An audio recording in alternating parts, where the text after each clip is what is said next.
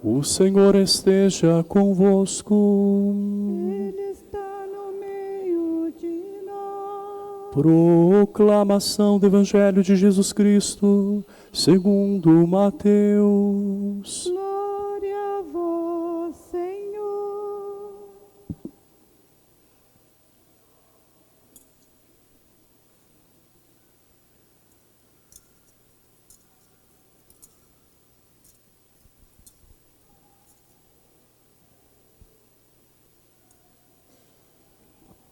Naquele tempo, Jesus foi à região de Cesareia de Filipe e ali perguntou aos seus discípulos: quem dizem os homens ser o Filho do Homem? Eles responderam: alguns dizem que é João Batista, outros que é Elias, outros ainda que é Jeremias ou algum dos profetas. Então Jesus lhes perguntou: e vós, quem dizeis que eu sou? Simão Pedro respondeu: tu és o Messias, o Filho do Deus vivo. Respondendo, Jesus lhe disse: feliz és tu, Simão, filho de Jonas, porque não foi um ser humano que te revelou isso, mas o meu Pai que está no céu. Por isso, eu te digo que tu és Pedro, e sobre esta pedra construirei a minha igreja, e o poder do inferno nunca poderá vencê-la. Eu te darei as chaves do reino dos céus. Tudo o que tu ligares na terra será ligado nos céus. Tudo o que tu desligares na terra será desligado nos céus. Palavra da salvação. Glória a vós, Senhor. Que as palavras do Santo Evangelho perdoem os nossos pecados. Amém.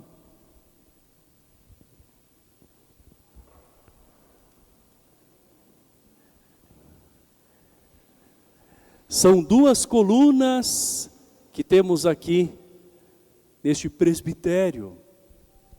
E as colunas nos lembram sustentação.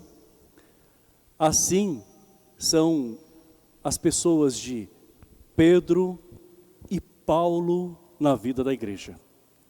São pilares da fé. Eles não são os fundadores da igreja. Quem fundou a igreja católica, apostólica romana, foi o próprio Jesus. Jesus instituiu sim uma igreja, a primeira. Mas onde entram os apóstolos? Os apóstolos são colocados como os guardiões de tudo aquilo que Jesus fez e ensinou. Os apóstolos, portanto, são como um alicerce sobre o qual Jesus edifica a sua igreja, que tem como pedras vivas cada um de nós. Pedro e Paulo, dois homens completamente diferentes. Pedro, pescador simples, homem de inteligência prática. Paulo, muito bem formado como fariseu, estudioso. Ambos têm a sabedoria que vem de Deus. O Senhor os dotou com talentos diferentes, carismas diferentes, para que eles pudessem se complementar e assim mostrar que a igreja é essa grande riqueza espiritual de pessoas que Deus chama. Em Pedro, nós temos o líder visível desta igreja. Ele representa a nossa unidade e identidade católica. A palavra católica quer dizer universal. Então nós temos um líder, o vigário de Cristo, o Papa, que nos representa. E não apenas isso, ele, como Pedro, sendo o seu sucessor, ele interpreta as palavras de Jesus. Tanto é que no Evangelho de hoje, Jesus mais uma vez pergunta: quem eu sou para vós? E Pedro responde em nome da comunidade: tu és o Cristo, o Filho do Deus vivo. Então o Papa é esse a quem foi dado o poder de interpretar as palavras de Jesus. O Papa tem a plenitude do Espírito Santo. Nós acreditamos perfeitamente nisso. A sociedade vê o Papa como uma celebridade nos dias de hoje. Nós não podemos reduzir o nosso Papa simplesmente a uma personalidade mundial. Ele é mais do que isso. Ele é alguém escolhido por Deus. É alguém que dá continuidade àquilo que o próprio Jesus deixou a nós, passando por diversos outros papas, e agora nesse tempo em que nós vivemos, também anunciando este ensinamento de Jesus. Então o Papa, ele não pode ser visto por nós que somos católicos, apostólicos romanos, como alguém por quem nós temos simpatia ou antipatia por conta da personalidade simplesmente. Isso seria pouco. A gente não pode tratar o Papa como artista, como político, como seja lá o que for, né? Nós temos a certeza de que ele é um homem que Deus inspira pelo Espírito Santo para conduzir esta igreja, que é a Barca de Pedro. Igreja que está nas águas turbulentas desse mundo que está em constante mudança. Então, um mundo onde ainda há guerras em tantos pontos do planeta, um mundo que está se transformando devido à inteligência artificial, que já começa a causar uma revolução. A gente já começa a perceber isso.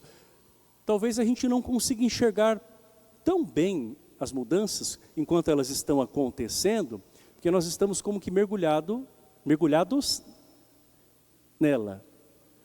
Mas depois que o tempo passa, nós vamos percebendo, né, as consequências e tudo aquilo em que implica a mudança que a gente está vivendo numa época. Então, muitas coisas estão hoje em dia mudando. Os vínculos entre as pessoas se tornam cada vez mais frágeis. Basta a gente ver as relações, não é, que às vezes se quebram, se rompem por tão pouco. E nós devemos nos questionar, será que nós devemos ir na onda desta mentalidade de que tudo assim é tão fragilizado? Ou nós devemos olhar para estes dois homens, Pedro e Paulo, e ver que eles foram resistentes, tão diferentes, mas com um amor igual por Jesus. Os dois amaram Jesus até o fim. Por isso que as duas leituras hoje falam de momentos limites que os dois viveram. Pedro estava preso, como ouvimos na primeira leitura, e a igreja rezava por ele. Nós devemos rezar também pelo nosso Santo Padre, o Papa. Nós sabemos que Deus fala através dele, mas nós sabemos também que a responsabilidade é muito grande nesse mundo de tantas transformações. Então vamos pedir que Deus continue dando sabedoria ao nosso Papa, e vamos ouvi-lo também, porque ele é o eco da voz de Jesus. E de forma especial nós temos no Papa Leão XIV, um homem ponderado, conciliador, com muito discernimento, uma sabedoria admirável. E como no início de muitos pontificados, né, de papas, passa a ser admirado por muitas pessoas. Mas pode saber, meu irmão, na hora em que o Papa disser alguma coisa que alguns não aceitem, toda essa simpatia que alguns dizem ter por ele, talvez mude. Justamente porque o Papa não está aqui para agradar a sociedade. Ele está aqui para guardar a mensagem de Cristo.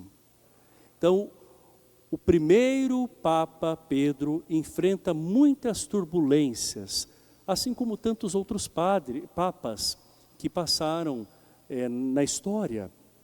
E nós vemos em Leão XIV, este homem que se entrega pelo Senhor. Ao mesmo tempo, além desta vocação de arrebanhar, nós temos na pessoa de Paulo, o grande missionário, alguém que vai de encontro às pessoas. E a nossa igreja no século XXI, ela não pode ficar presa, reduzida apenas naqueles que estão aqui. A gente não pode pescar em aquário, ou seja, procurar apenas aquelas pessoas que já sabemos que têm a fé, que já pensam como nós católicos, que procuram se comprometer. A gente tem que ir além, como Paulo fez. Então são aquelas pessoas que estão hoje vivendo sem religião, são aquelas pessoas que um dia fizeram parte de uma outra igreja e que agora estão dispersas. Essas nós precisamos alcançar com a mensagem de Jesus. Não quer dizer que nós vamos convencê-las a todo custo. A gente não pode olhar a religião como uma competição, uma disputa para ver quem consegue mais fiéis. Não se trata disso. Mas nós devemos ser a voz de Jesus, os seus braços, como Paulo teve a coragem de fazer. E olha que Paulo, sem internet, sem meios de transporte velozes como nós temos hoje, fez o máximo para que essa mensagem chegasse às pessoas.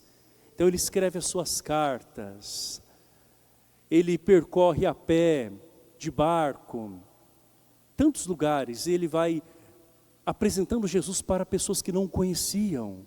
Ele vai formando comunidades. E hoje nós temos os meios de comunicação, nós temos tantas outras formas que podem nos ajudar a também apresentar Jesus. São meios que também podem fazer as pessoas se perderem, as pessoas dispersarem-se, as pessoas ficarem escravizadas, mas se bem usados, são meios que também podem fazer com que a mensagem de Jesus vá muito mais do que nós podemos imaginar. Aí que está a esperança. E Paulo diz, eu sei em quem eu coloquei a minha esperança. Por isso que na segunda leitura que fala do final da sua vida, quando ele diz, eu combati o bom combate, ele também nos mostra que o Senhor não o abandonou. Que coisa mais linda, quando ele diz assim, mas o Senhor esteve ao meu lado e me deu forças. Ele fez com que a mensagem fosse anunciada por mim integralmente. Mas o Senhor esteve ao meu lado e me deu forças. Olhe para a sua vida, nos momentos mais críticos que você viveu. E como Paulo, reconheça, mas o Senhor esteve ao meu lado e me deu forças. Isso nos dá a esperança também de que, diante do desconhecido que nós vivemos, a força de Deus não vai faltar. A força de Deus recobriu esses dois homens, que tinham seus limites. Pois bem sabemos que Pedro é aquele que acaba vacilando na fé num dado momento, quando nega Jesus. Paulo é aquele que não compreende por completo, inicialmente, o plano de Deus e persegue os cristãos. Ambos fazem uma experiência muito forte com o amor de Deus. Pedro é aquele que se sente perdoado por Jesus e recebe dele o compromisso de agora guardar a sua igreja, apacentar o seu rebanho.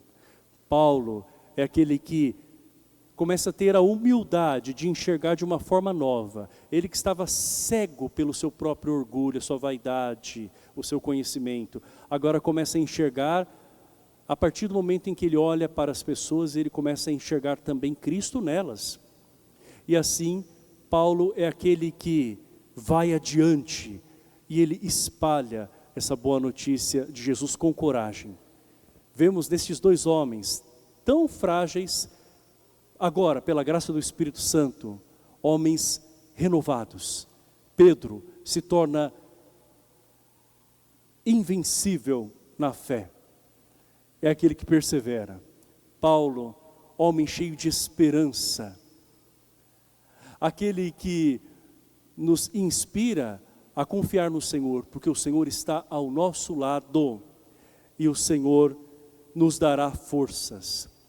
Vamos olhar com esperança para esses dois homens e ver que a igreja não é um projeto humano, como alguns professores de história ou alguns professores até de faculdade querem por vezes convencer-nos. A igreja é uma instituição que o próprio Jesus estabeleceu. feita de homens com seus limites, desde o início, mas homens que são inspirados por Deus. E assim a igreja atravessa 2 milênios e chega até hoje, aqui, sabendo que essa igreja somos nós. O Senhor quer que nossa fé também seja inabalável, como de Pedro. Quer que a nossa fé seja acompanhada pela esperança de Paulo. E assim, com Jesus, tudo possamos vencer, sabendo que nós somos o seu rebanho e nós somos os seus mensageiros. Louvado seja o nosso Senhor Jesus Cristo. Creio em Deus Pai.